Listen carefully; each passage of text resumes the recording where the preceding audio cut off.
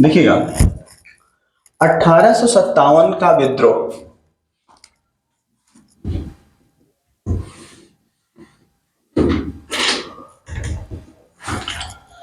अगर 1857 के विद्रोह की बात की जाए तो मैंने बोला किसी भी कृत्य के होने से पूर्व उसकी कुछ पटकथाएं होती हैं, कुछ कारण होते हैं, कुछ रीजंस होते हैं। ठीक है, तो आपने क्या क्या देखा अभी तक? आपने देखा अंग्रेजों का भारत में आगमन हो चुका था। सन 1600 ईस्वी में अंग्रेज आ गए। 1608 ईस्वी में उन्होंने व्यापारिक कोठी बनाने का प्रयास किया। 1608 ईस्वी में व्यापारिक कोठी बनाने का प्रयास किया। 1611 ईस्वी में विशाखापट्टनम यानी मछलीपट्टनम में उन्होंने क्या बना दिया? पहली व्यापारिक कोठी बना दी। 1613 ईस्वी में पहली अस्थाई कोठी बना दी।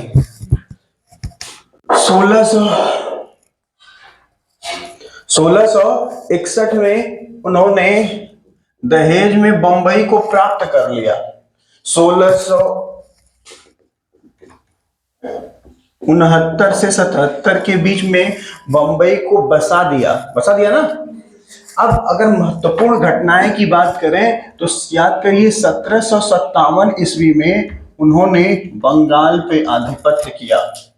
बंगाल प्रांत जब पढ़ा रहा था तो वहां पे मैंने बताया था 1757 ईस्वी वो वर्ष था जहां पर जिस वर्ष सिराजुद्दौला बंगाल का नवाब सिराजुद्दौला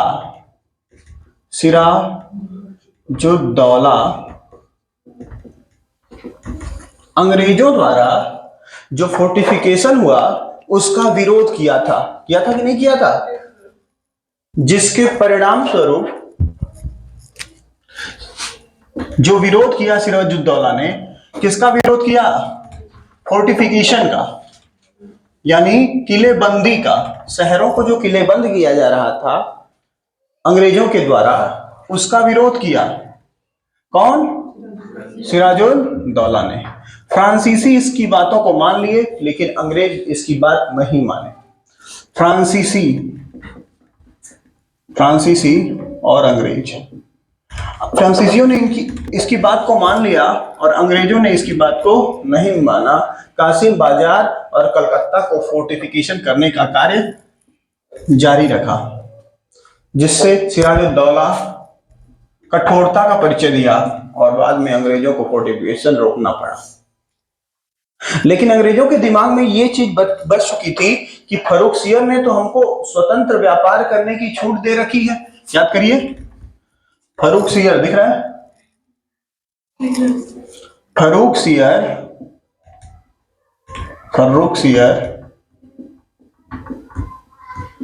फर्रुखसियर ने फरमान दिया था ना अंग्रेजों को। कौन था ये? मुगल बादशाह था, मुगल बादशाह, जिसने अंग्रेजों को फरमान दिया कि जाइए बंगाल में स्वतंत्र व्यापार करिए, बंगाल में स्वतंत्र व्यापार करिए। सिराजुद्दौला बंगाल का नवाब था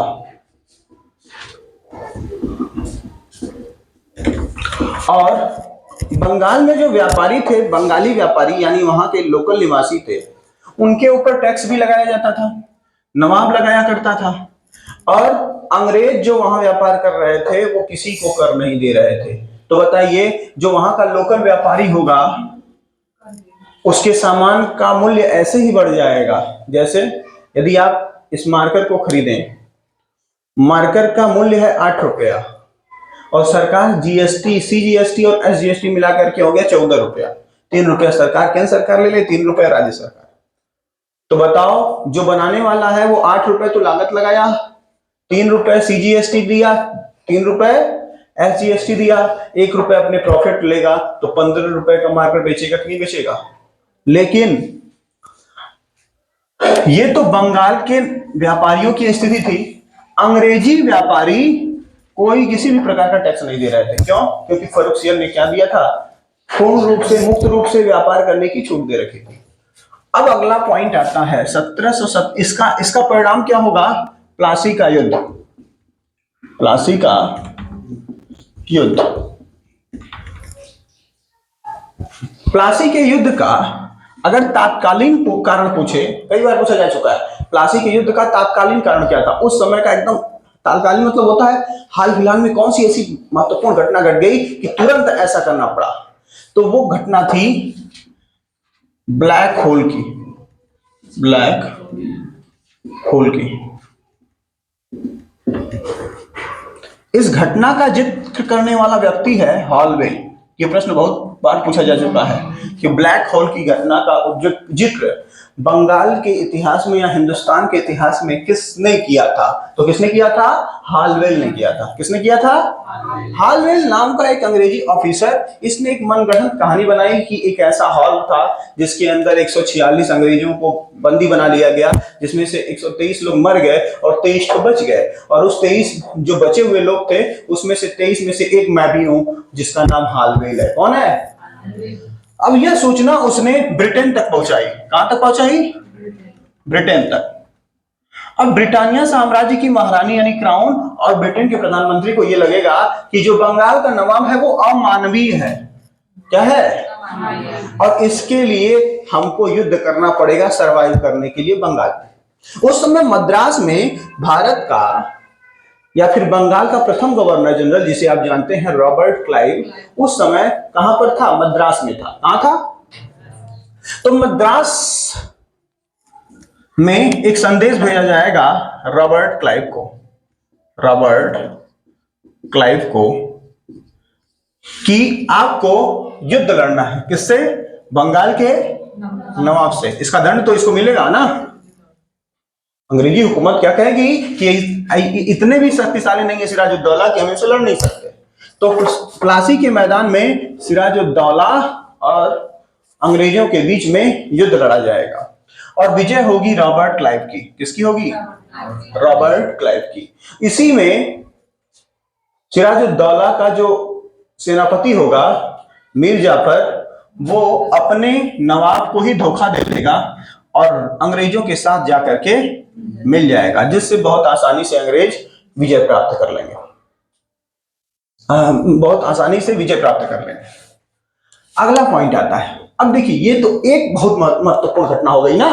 1857 की क्रांति की ये पहली पटकथा है। दूसरी पटकथा प्रारंभ होती है 1764 ईस्वी में। 1764 ईस्वी में 1764 से भी पहले एक छोटी सी घटना है जो 1857 की क्रांति का मूल कारण बनेगी। मूल कारण तो नहीं कह सकते, लेकिन सब्सिडरी प्रॉब्लम थी। 1761 ईस्वी में पानीपत का तृतीय युद्ध। पानीपत का तृतीय युद्ध। देखिएगा, ये वो समय काल है जब अब तक ब्रिटेन के शासकों ने कोई ऐसा बहुत बड़ा युद्ध नहीं लड़ा था हिंदुस्तान में। वो लड़े थे, युद्ध लड़ रहे थे, बेदरा का लड़ रहे थे, बांडीवास का लड़ रहे थे, लेकिन आपस में अपने यूरोपीय कंपटीटरों के साथ लड़ रहे थे, ना कि हिंदुस्तान के नवाबों के साथ लड़े। लेकिन 1761, अच्छा, सबसे ज्यादा पावरफुल हिंदुस्तान में अगर इस समय कोई था तो कौन थे? मराठा थे। कौन थे? मराठा। तो अंग्रेजों को यह अनुमान था कि हम पूरे हिंदुस्तान पे शासन नहीं करेंगे। करने वाला तो कौन हो सकता है? मराठा हो सकते हैं, क्योंकि मुगलिया सल्तनत कमजोर हो चली थी। मुगलिया सल्तनत कमजोर हो चली थी, तो वो वेट एंड वॉच की पॉलिसी अपना रहे थे। वो सिर्फ व्यापार अभी कर रहे थे। लेकिन जब उन्होंने देखा 1761 ईस्वी में पानीपत के तृतीय युद्ध में मराठाओं को अहमद शाह अब्दाली ने परास्त कर दिया, तो अंग्रेजों का मनोबल बढ़ जाएगा। अब उनको यह लगने लगेगा कि दिल्ली सल्तनत पर या फिर दिल्ली हिंदुस्तान के मेजर भूमि पे शासन करना बहुत कठिन नहीं है। बहुत आसान भी नहीं है, लेकिन कठिन भी नहीं है, किया जा सकता है। अब उसी का परिणाम होगा कि हिंदुस्तान में अंग्रेज क्या करने लगेंगे? और अपना पैर मतलब अपना विस्तार करने लगेंगे, पैर को फैलाने लगेंगे।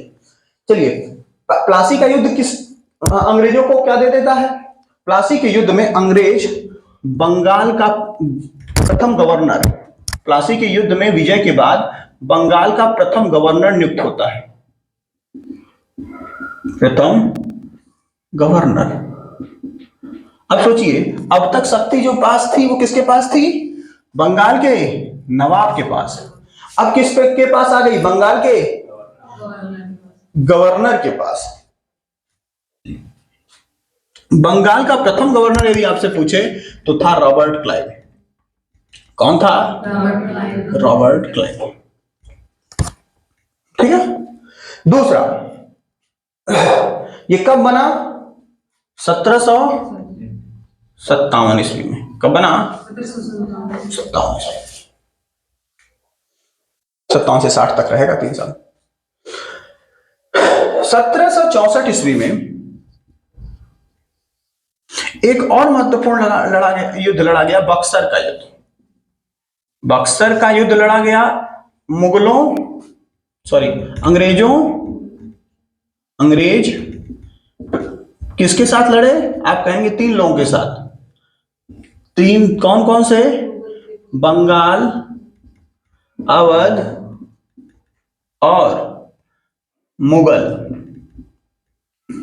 मुगलों की तरफ से था कौन? शाह आलम द्वितीय।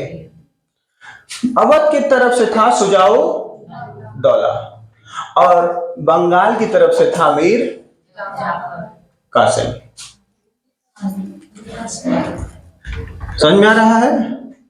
तो ये 3 लोग मिलकर के युद्ध अंग्रेजों के साथ लड़ेंगे और अंग्रेजों की तरफ से था कौन? Hector Munro. इसमें विजय किसकी होगी? हेक्टर मुनरो की, और तीनों हार जाएंगे। बंगाल, अवध और मुगल या सल्तनत के तीनों सेनाएं हार जाएंगी। अब देखिएगा, इसका परिणाम होगा इलाहाबाद की संधि। इसका परिणाम होगा इलाहाबाद की संधि। इलाहाबाद की संधि 1765 ईस्वी में। युद्ध जीता था हेक्टर मुनरो ने, लेकिन संधि करने के लिए कौन आया? आप कहेंगे हेक्टर मुनरो नहीं आया, आया रॉबर्ट क्लाइव। ब्रिटेन से कौन वापस आया? Robert Clive. वो अलग अलग लोगों के साथ अलग अलग संधियां करता है। वो मुगल सल्तनत के सुल्तान सुजाउद्दौला के साथ करता है। कहां पे? इलाहाबाद में। शाह आलम के साथ करता है, शाह आलम द्वितीय के साथ करता है। फिर तो ये कहां से बिलोंग करते थे? मुगलों से ना जी। तो पहला मुगल हो गए। फिर रॉबर्ट क्लाइव ने सुजाउद्दौला यानी अवध के नवाब के साथ भी किया, सुजाउद्दौला। ये हो गए अवध। और अगला, वो तो मारा गया। बंगाल अंग्रेजों के अधीन ही था, तो इसका दंड जो दिया गया वो बंगाल की जनता को दिया गया। किसे दिया गया? बंगाल की जनता में को द्वैध शासन लगा करके इस चीज को भुगतना पड़ा। द्वैध शासन बंगाल में क्या लगा? द्वैध शासन। कब से कब तक? कहेंगे 1765 से 1772 ईस्वी तक। तो यानी इसने पहले पैसे वसूले शाह आलम से, दूसरी बार पैसा वसूला सुजाउद्दौला से, और बंगाल में क्या लगा दिया? द्वैध शासन। द्वैध शासन मतलब होता है जनता एक, कर 2 लोग वसूले। पहला कर वसूलने वाला बंगाल का गवर्नर था। कौन था?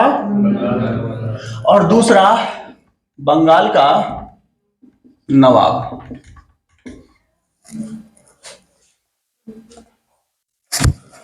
ठीक है। अब जो गवर्नर होता था, गवर्नर का टैक्स तो 100% किसके पास जाता था? गवर्नर के पास। नवाब के करों का विभाजन हुआ करता था और 80-20 में यह हिस्सा बटा करता था। 80% पुनः गवर्नर के पास आता था और 20% नवाब के पास। अब नवाब इसकी चोरी न करे, इस पैसे की चोरी न करे। रॉबर्ट क्लाइव ने इसके लिए एक व्यक्ति को नियुक्त किया, नाम था राय दुर्लभ। जो नवाब के ऊपर बैठा होता था, यानी एक ऐसा अधिकारी जो देखता था कि टैक्स की चोरी न करे। कौन? नवाब। तो प्रश्न पूछ सकता है राय दुर्लभ का नाम किस लिए आता है? तो राय दुर्लभ कौन था? 1765 से 72 के बीच में जो द्वैध शासन लगा था उसमें नवाबों के ऊपर आर्थिक निगरानी रखा करता था। ये समझ में आ रहा है? ये सब घटनाएं हैं जो 1857 में क्या करेंगी? मुख्य भूमिका निभाएंगी। मुख्य भूमिका इन द सेंस बैकग्राउंड में रहेंगी। अब अगला पॉइंट आता है, अंग्रेजों की शक्तियां और बढ़ी। द्वैध शासन को खत्म किया गया। बंगाल में द्वैध शासन खत्म हुआ और करने वाला कौन था? आप कहेंगे ब्रिटेन के क्राउन ने एक व्यक्ति को भेजा, नाम था वॉरेन हेस्टिंग्स। वॉरेन हेस्टिंग जो था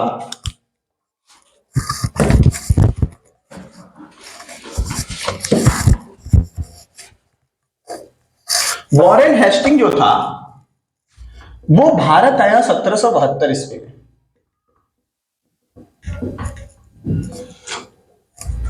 बंगाल का गवर्नर नहीं, बंगाल का गवर्नर जनरल बनके। तो प्रश्न पूछे बंगाल का प्रथम गवर्नर जनरल कौन?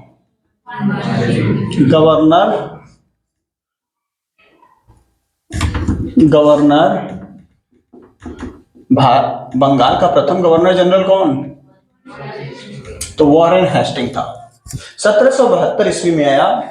भारत में अंग्रेजों के ईस्ट इंडिया कंपनी के मनमाने तरीके से कर वसूली के विरुद्ध महारानी ने यानी क्राउन ने एक पद सृजित करने के लिए वॉरेन हेस्टिंग से कहा, या फिर आप कह सकते हैं वॉरेन हेस्टिंग ने अपने स्वविवेक से एक पद सृजित किया, नाम था जिला अधिकारी, मजिस्ट्रेट या फिर कलेक्टर। नहीं समझ में आ रहा है? डिस्ट्रिक्ट मजिस्ट्रेट का, जिला अधिकारी का पद सृजित करने वाला कौन जी? Warren Hasting. कब किया? 1772 ईस्वी में। 1772 ईस्वी में ही इसने द्वैध शासन का अंत किया। द्वैध शासन का अंत किया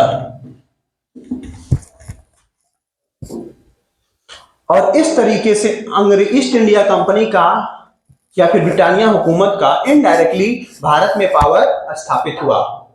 इनडायरेक्टली मतलब कौन? बीच में ईस्ट इंडिया कंपनी। देखिएगा हमारा ये हिंदुस्तान प्यारा भारत, बीच में ईस्ट इंडिया कंपनी और ऊपर ब्रिटानिया साम्राज्य।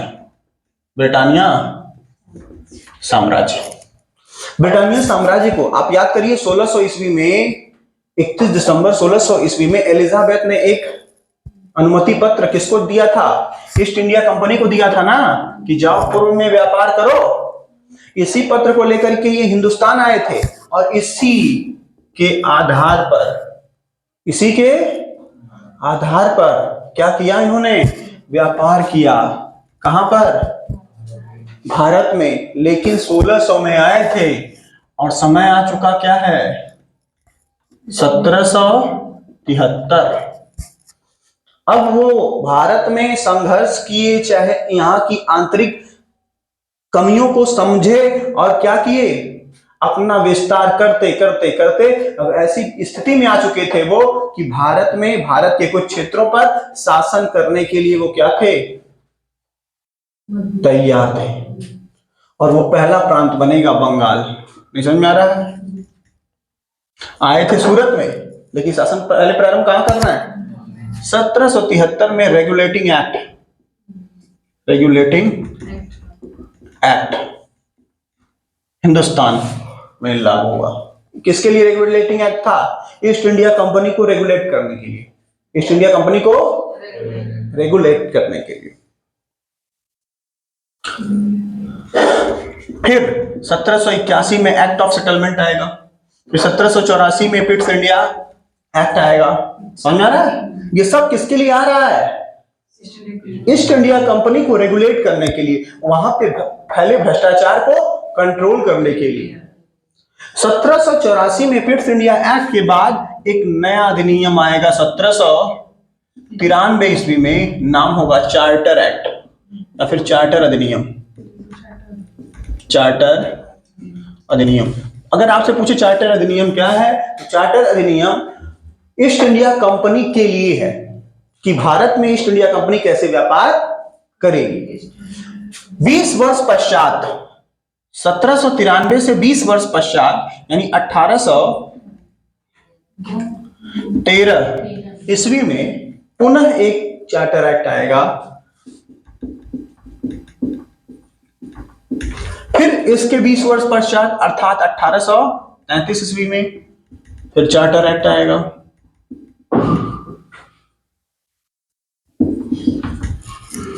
ठीक है, आप देखेंगे ईस्ट इंडिया कंपनी यहां व्यापार भी कर रही है, शासन भी कर रही है, तो भ्रष्टाचार और बढ़ जाएगा ना। अब कोई कंपनी को मालिकाना हक भी दे दिया जाए और शासन करना के लिए भी दे दिया जाए, तो वो अपने लोगों से कर लेगी? नहीं लेगी, टैक्स नहीं लेगी, और बगल वाले से लेगी। तो ये बात ब्रिटेन की संसद में उछलेगी कि ईस्ट इंडिया कंपनी अपने लोगों में और ब्रिटेन की अन्य कंपनियों में क्या कर रही है? भेद भाव कर रही है। क्या कर रही है? भेदभाव। तो ईस्ट इंडिया कंपनी से व्यापार, भारत में, हिंदुस्तान में व्यापार करने का अधिकार क्या कर लिया जाएगा? छीन लिया जाएगा, और चीन और चाय पर एक अधिकार बना रहेगा। 1833 के बाद आता है 1853। और क्या गया? 1853। याद रखिएगा, 1833 में ही बंगाल का गवर्नर जनरल भारत का गवर्नर जनरल बन चुका था। बंगाल का गवर्नर जनरल अब क्या बन गया? भारत का गवर्नर जनरल बन गया। और भारत का प्रथम गवर्नर जनरल कौन है? कौन है?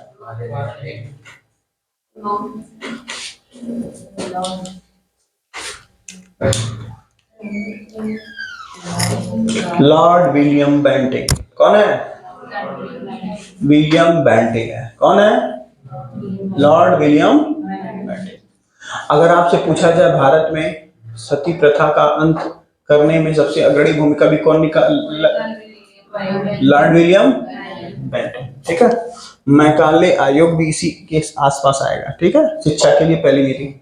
अगला है 1853 में अब हिंदुस्तान का नया गवर्नर जनरल बन के आया था डलहौजी। कौन जी? डलहौजी। इसने हिंदुस्तान में एक नीति लाई थी, policy of lapse. Policy of lapse, या फिर हिंदी में इसी को बोलते हैं विलय नीति। क्या बोलते हैं? विलय नीति। विलय नीति लाने वाला हिंदुस्तान में कौन सा सुल्तान था? डलहौजी। अब विलय नीति के आधार पर उसने ये कहा कि भारत में ऐसे जो स्वतंत्र राज्य हैं, जिनका कोई उत्तराधिकारी नहीं है, जिनका कोई उत्तराधिकारी नहीं है, जो शासन करने में अयोग्य हैं, ऐसे राज्यों को ईस्ट इंडिया कंपनी या फिर वो ब्रिटानिया साम्राज्य के खिलाफ या ईस्ट इंडिया कंपनी के खिलाफ षड्यंत्र रचने में शामिल हैं, ऐसे स्वतंत्र राज्यों पर कार्रवाई करने के लिए हमारी सेना, ईस्ट इंडिया कंपनी की सेना क्या रहेगी? हमेशा तत्पर रहेगी। अब इस कड़ी में उन्होंने काफी राज्यों को जोड़ना शुरू कर दिया। किसमें? काफी राज्यों को विलय करना शुरू कर दिया। कहां पे? ब्रिटेन साम्राज्य में। किसमें? या फिर ईस्ट इंडिया कंपनी में। उसमें आप आगे चल करके देखेंगे इलाहाबाद आएगा। इलाहाबाद की लियाकत अली का नाम सुने कि नहीं? इलाहाबाद का नवाब नहीं सुने होंगे। जगदीशपुर के कुंवर सिंह का तो नाम सुने हो। कानपुर के बिठूर में नाना साहब का नाम सुने हैं। ठीक है, झांसी की रानी, ग्वालियर सुने हैं। फिर उसके बाद आप मुगलिया सल्तनत के सुल्तान, अंतिम सुल्तान बहादुर शाह जफर का नाम सुने हैं कि नहीं? तो 1857 की क्रांति का मुख्य जो कारण होगा वो क्या होगा? डलहौजी की विलय नीति का भारत में लागू होना। अब देखते हैं, करना तो था भारतीय प्रांतों को विद्रोह, लेकिन सबसे पहले विद्रोह करना कौन शुरू करेगा? बोलिए। भारतीय सैनिक कर देंगे, जिसमें मंगल पांडे का नाम सबसे पहला आएगा। ठीक है।